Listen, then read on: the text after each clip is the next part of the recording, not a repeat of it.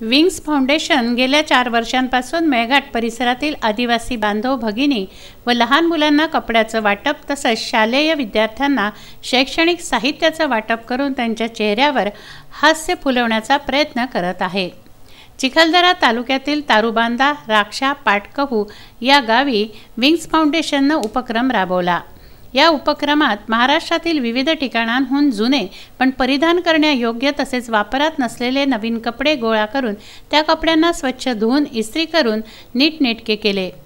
या उपक्रमांतर्गत 180 विद्यार्थ्यांना शैक्षणिक साहित्य आणि 2000 आदिवासी गरजू बांधवांना कपड्यांचं वाटप करण्यात आलं।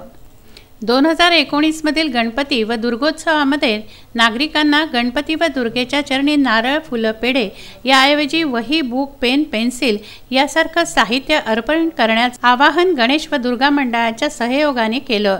नागरिकांनी या उपक्रमाला भरभरून प्रतिसाद दिला।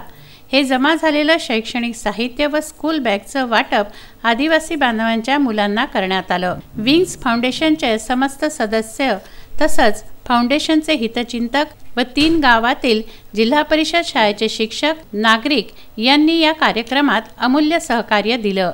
श्रीकृष्ण मालपे, विदर्भ न्यूज, नेरपिंगळाई।